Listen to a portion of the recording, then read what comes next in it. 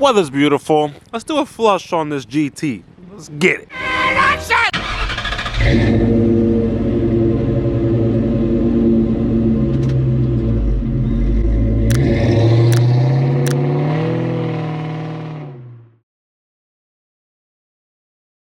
Look, I'm not even gonna lie to you guys. As much as I love that Cobra, let me tell you something.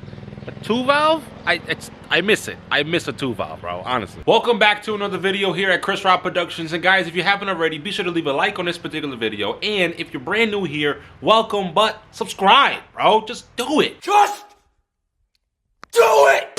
So in today's video, we are obviously going to be working on a 2-valve motor, but we're not doing anything with the motor. We're just going to flush the coolant that's in this engine. And just to give a quick backstory behind this, we ended up changing the radiator about 6 months ago, roughly, maybe 5, I don't know, but it was sometime when it was cold here in Connecticut. And typically, before you change any kind of component when it comes to like...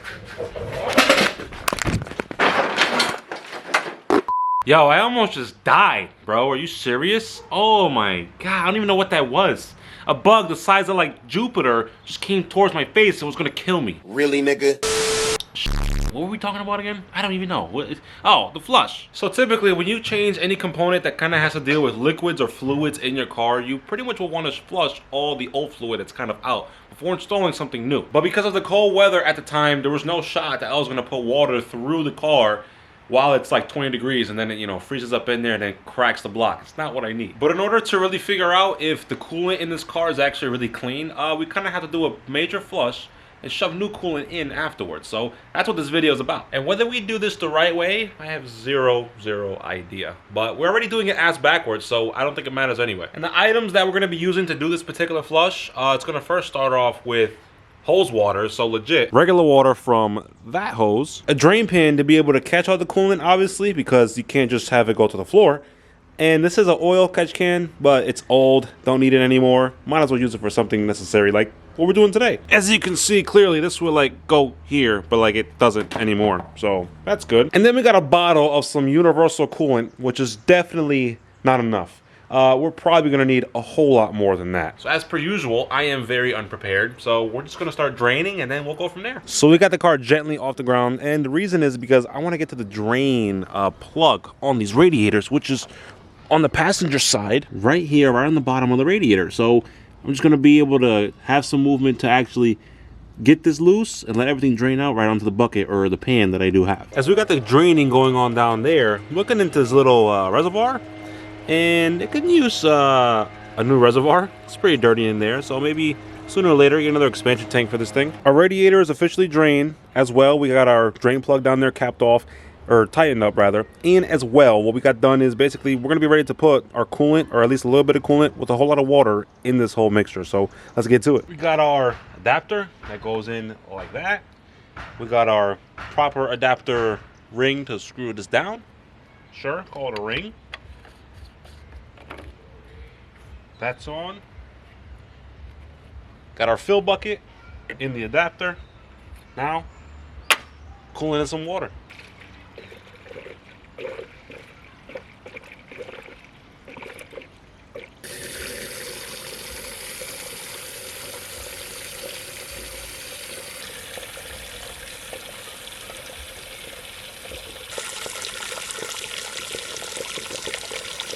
You might be asking yourself, Chris, why hose water? Shouldn't you be using like distilled water? I don't know. Maybe, maybe not. Water's water. Who cares, bro? And besides, I'm doing this just for a quick flush, and it's not going to stay in the car for a while, so quick flush, and then we'll go back to coolant. So no big deal, right? Sure. So now that we filled the radiator up, we're pretty much ready to turn the car on and let the car cycle and do its own thing. And when I say cycle and do its thing, I pretty much mean let it warm up to the point that it gets to its operating temperature and the thermostat opens up, allowing everything to go through the motor and as well through to the heater core. So we do have to make sure that we have heat coming from our defroster. And the way we know that the car has cycled indefinitely, typically you're going to see the water level or coolant level, even if you're using just straight up coolant, it'll kind of rise up like good amount of ways, and then you'll see it all suck itself right back in. And as well, you'll obviously know that it's cycled through, because then you'll know you'll have heat again on your defroster or your blowers. So there you have that.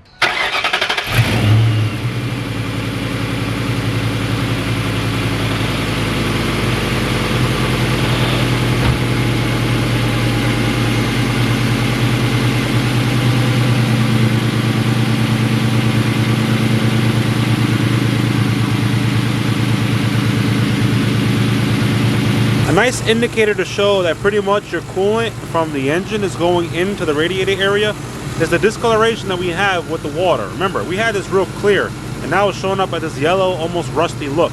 That's a good way to know that a lot of your water is indeed mixing up with the engine that's in the coolant passageways and all that.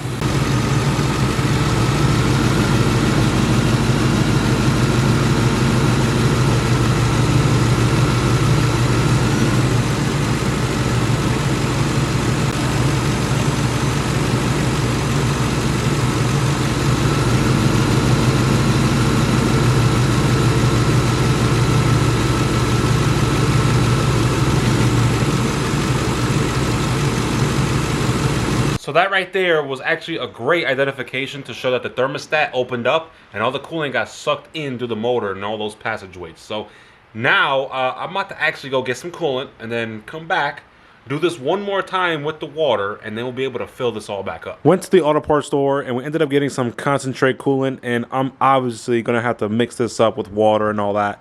So I got an empty bottle. I mean, this isn't it, but I got an empty bottle somewhere.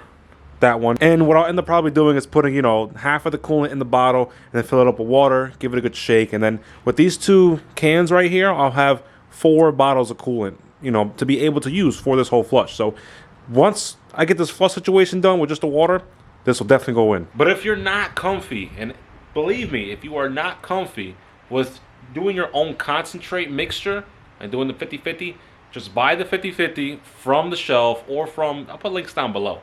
Just do the 50-50 just so you're safe and it makes you feel more comfy. But I mean, I'm not even doing any of this right anyway, technically, so let's do it. Also, when waiting for the thermostat to open up and for the whole, you know, coolant passageways to cycle and all that, it took me about 20 minutes. Every single time we do this flush, it takes 20 minutes per cycle, for me at least. Could be different for you, but for me it takes 20 minutes. Check out this rusty looking coolant. I mean, this car definitely needed this, my god. So for the second cycle, we drained the coolant from the radiator completely, of course, and then what we ended up doing afterwards, we actually put the whole bottle of the 50-50 AutoZone mixture that we had, we put the whole bottle into the radiator, and then what we ended up doing was topping that off with some water. And then once we did that, we turned the car on, and now while everything's warming up at the current moment, I think it's time that we actually go ahead and, you know, get ready for this little Presto mixture that we got going on. So for this mixture, I basically want to have my 2 bottles off of the 50-50 mixture to make sure that I have some 50-50 mixture. And the simplest way I'm going to do this, we're going to put our concentrate in both bottles and split them in 2, and just add water to top off roughly about this particular area. Because these bottles, you got to remember, they don't come necessarily full. They usually fill up about to this line when it comes to actually having a full bottle. You'll never see this overfilled up to the top.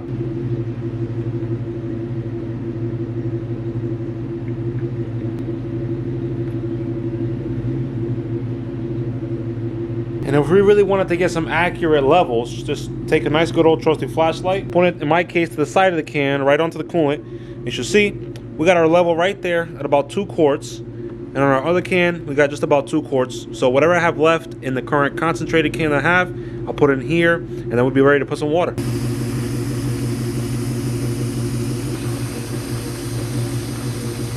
I know what you're probably thinking. Chris, buddy, you did your 50-50 mixture. What about the bunch of water that may still be in the engine? I got you. What we'll probably end up doing is putting a little more of a concentrated mixture on the other gallon. That way we can kind of counterbalance what's going on with this whole engine. So, a little more concentrate.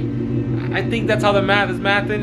It's fine. It's fine. So I'll probably take about a quarter of coolant from this bottle in particular and just put that quarter bottle in here and then fill this up with water, and then we're gonna call it roughly like a 70-30 kind of mixture-ish, but not really. Hoping you guys can see that, but that right there is a line of pure concentrated coolant. I just gotta fill this bottle up, and then this one we'll have just as top off because that's fully concentrate now. It's only about maybe a quarter way of the bottle. So from here, add this with water. Now we have like a 70-30, 60-40, you know, average, whatever. And then after this particular flush of the coolant currently in it, or the water technically, we'll throw all this in there and the car should be ready to go.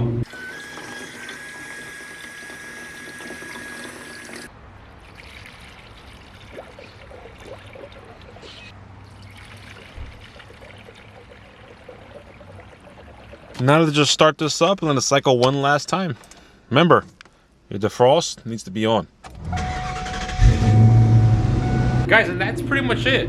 that's pretty much how you do a coolant flush on any kind of a vehicle, or at least when it comes to the SN95 Mustangs. That's how I do it. I'm not gonna say it's the correct way, but it's my way, and it works. You know what I'm saying? And the main goal really was just to go from that rusty looking coolant we had from before to the current, now more fluorescent or green look.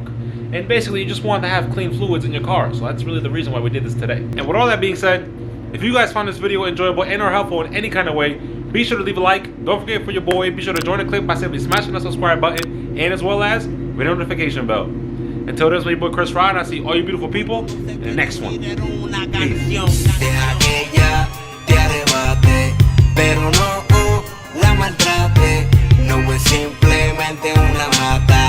Prendele, do cacha y sube para la nube.